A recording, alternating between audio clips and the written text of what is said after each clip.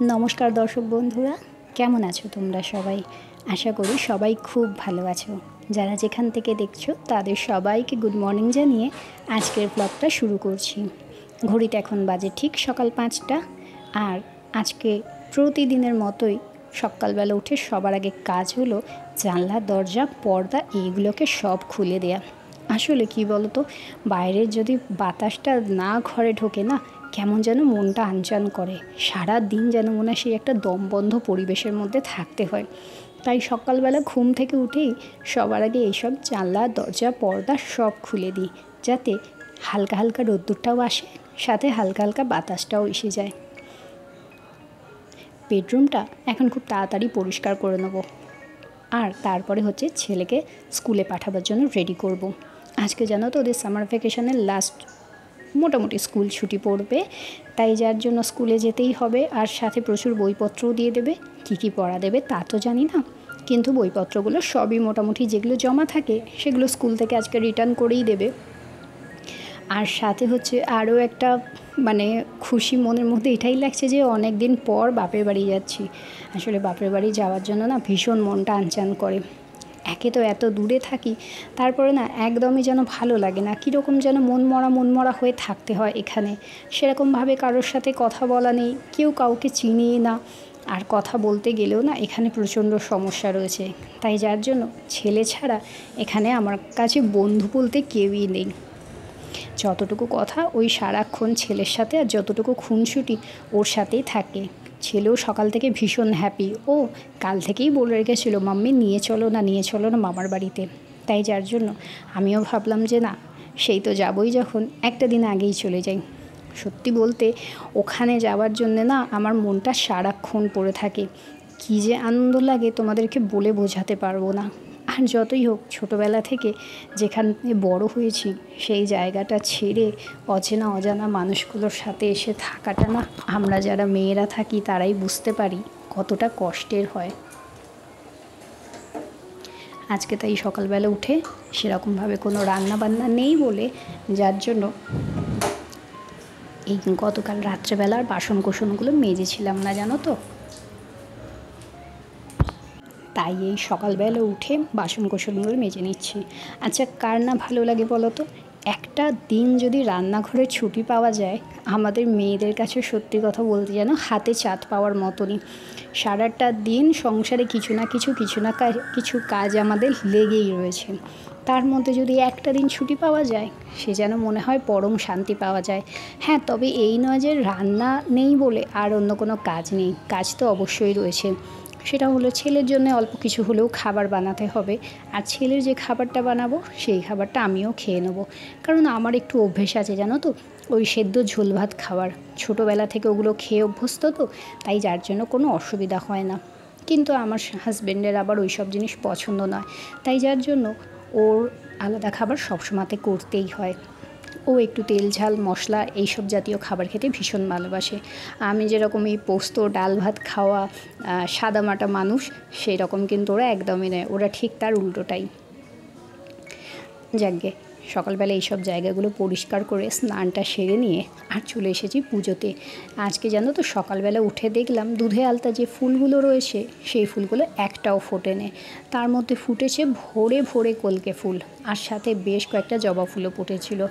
দুটো তিনটে জবা ফুল তুলে নিয়ে এসেছি আর দু একটা গাছে রেখে দিয়ে এসেছি।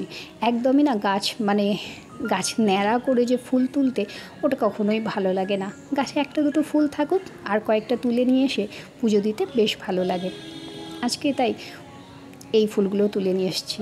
আর মন ভরে পুজো করতে কার না ভালো লাগে বলো তো, সকালবেলা উঠে যদি সময় হাতে নিয়ে পুজো করতে যায় তাহলে অনেকটা মনের মধ্যে শান্তিই পাওয়া যায় বলতে পারো। এদিকে দেখো সুন্দর করে সাজানো হয়ে গেছে, এবার ঠাকুরকে প্রসাদটা দিয়ে তারপরে আমি জল খেয়ে সোজা চলে আসবো চা খাওয়ার জন্য। আমার প্রত্যেক দিনের রুটিনে কিন্তু এটাই থাকে, আগে ঠাকুরকে পুজো করে জল দিয়ে তারপরে আমি চা জল খাই। এটা বরাবরেরই অভ্যেস, আর সেই অভ্যেসটাকে আমি চেঞ্জ করতে পারছি না। যাকগে এবার সোজা চলে আসবো, হাজব্যান্ডের জন্য একটু চা করে দেবো, সাথে আমিও একটু চা করে নেবো। আর আজকে হাজব্যান্ড ছেলেকে স্কুলেও দিতে যায় না, ওর ওই সকালবেলা উঠতে পারেনি বলে আমি বললাম যে ঠিক আছে তাহলে আমি নয় আজকে ছেলেকে গিয়ে স্কুলে দিয়ে আসবো। আর এই চা জল খাবার পরেতে ও আজকে বলেছিল যে একটু ইডলি নিয়ে আসার জন্য, তাই আর মানে সকালবেলা উঠে টিফিনটা করিনি, ইডলিটা নিয়ে আসা হয়েছে, ওটাই আজকে জল খাবারে খেয়ে নেবো। তারপরে হচ্ছে বসে বসেই টুকটাক কাজকর্মগুলো করব, কারণ এখন যেহেতু 3-4 দিন থাকবো না, বাড়িতে একটু হলেও ধুলো ময়লাটা পড়বে, তাই ভাবলাম হালকা হালকা করে একটু ডাস্টিংটা করে দিয়ে যাই, এসে আবার একটু ডাস্টিংটা করব। কারণ আমার হাজব্যান্ড তো এইসব কাজকর্ম করতে একদমই ভালোবাসে না আর পারেও না, তাই যার জন্য সংসারে এইসব জিনিসগুলোকে আমাকেই দেখতে হয়।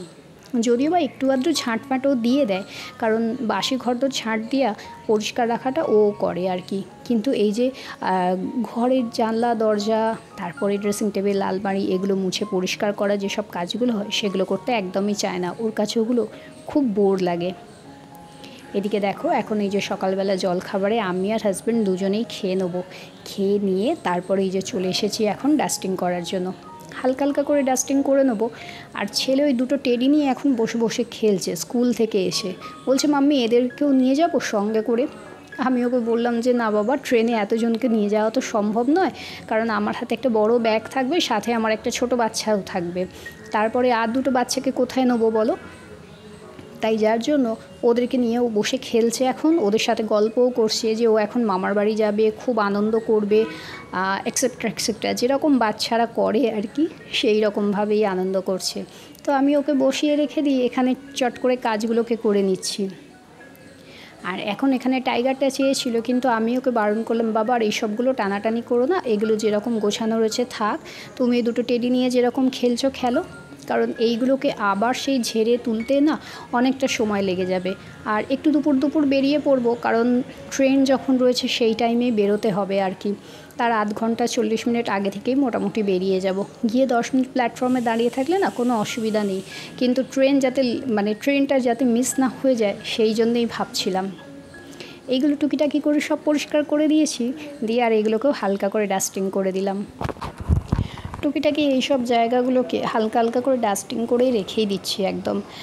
বসে যখন আছি ভাবলাম এইসব কাজগুলোও করে নেওয়া যাক, আর সাথে হচ্ছে কি বলো তো, এসে আবার এইসব ডাস্টিংগুলো যখন করব সেইগুলোতে একটু ধুলো ময়লা হয়ে যাবে, তাই ভাবছি ওপর দিয়ে না একটা হালকা করে কাগজ বিছিয়ে রেখে দেবো, তাহলে ওই কাগজটা থাকলে তাহলে ধুলো ময়লাটা কাগজটার ওপরেই পড়বে গিয়ে।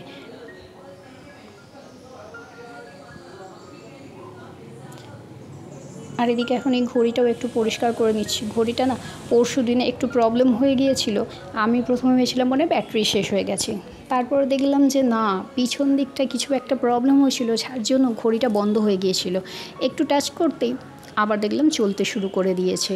আর ঘড়িকে না আমি সব সময় 10 মিনিট ফাস্ট করে রেখে দিই, ওই সকালবেলা উঠে যখন দেখি দেরি হয়ে যাচ্ছে, তারপরে যখন মনে পড়ে যায় না 10টা মিনিট হাতে রয়েছে, তখন ভীষণ আনন্দ হয় যে না হাতে তো 10 মিনিট রয়েছে, তাই যার জন্যই হচ্ছে ঘড়িটাকে 10 মিনিট ফাস্ট করে রেখে দেয়া।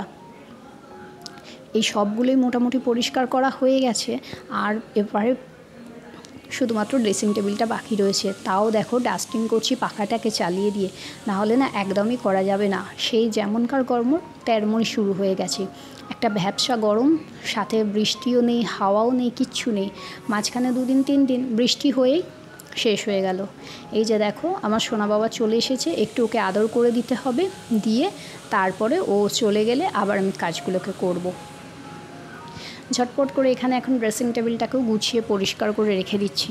এই সব জায়গাগুলো না প্রত্যেক দিনই যদি আমি গোছাই তাহলেও বলবো না আমার কম হবে, সারা দিন ধরে যদি গোছাই তাহলে ঠিক আছে, একবার ছেলে নিচ্ছে একবার হাজব্যান্ড নিচ্ছে, আর নিয়ে কি বলো তো, ওরা না যেখানকার জিনিস সেখানে রাখতে এখনও পর্যন্ত জানলো না। আমি আমার ছেলেকে দোষ দিলে তো লাভ নেই, আমার হাজব্যান্ডও সেরকমই, মানে তুমি যে একটা জিনিস যেখান থেকে নিচ্ছ সেই জিনিসটা ওখানেই আবার হাতের কাছে রেখে দাও, পরবর্তীকালে আবার সেখান থেকেই পেয়ে যাবে, ওই জিনিসটা আমার হাজব্যান্ডকেও এখনও পর্যন্ত বোঝানো গেল না। আর ছোট বাচ্চা ছেলেকে আমি কী দোষ দেবো, ওকে তো তবুও শেখাচ্ছি, ও শিখছে তবুও, কিন্তু কি বলো তো, বাচ্চাটা সবসময়তেই বড়দের কপি করে, তো ও যখন দেখছে যে পাপা এরকম যেখানে সেখানে ফেলে রেখে দিচ্ছে, তার মানে আমিও যেখানে সেখানেই ফেলে রেখে দেবো। আর আমি সারাদিন গুছিয়ে গুছিয়ে না পুরো ক্লান্ত হয়ে যাই, আর মানে শরীরে আমার বয় না, এক এক দিন মনে হয় যে দূর আর পারছি না করতে। কিন্তু ওই যে সংসারটাকে ভীষণ ভালোবাসি, ঘরদোর গুছিয়ে রাখতে ভালোবাসি, যদিও বা আমার নিজের ঘর নয়, কিন্তু তবুও গুছিয়ে তো রাখতে ভালোবাসি।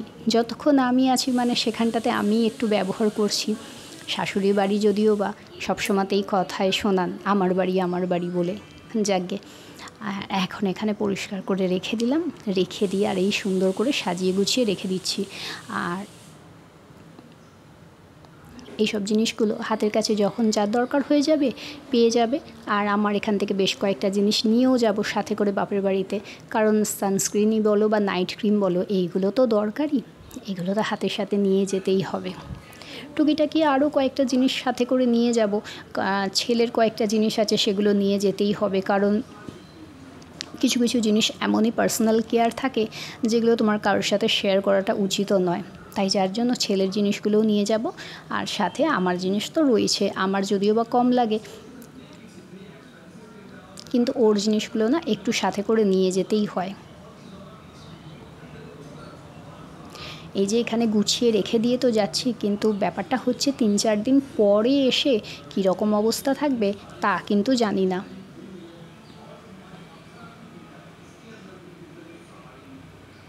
আর দেখো চুলে না পুরো ভর্তি হয়ে যায়, মাথার মধ্যে চুল থাকছে না, যত চুল উঠে উঠে চলে আসছে এই গরমেতে। আর সারাক্ষণ খোপা করে রাখছি তো গরমে একদম চুল খুলে থাকা যাচ্ছে না, যার জন্য চুলের 12টা 5 হয়ে যাচ্ছে। তো চলো আজকের মতো ভিডিও এখানেই শেষ করছি। ভিডিওটা যদি কোথাও তোমাদের ভালো লেগে থাকে তাহলে অবশ্যই লাইক করো, কমেন্ট করো, চ্যানেলটাকে সাবস্ক্রাইব করে দিও। Tata bye bye.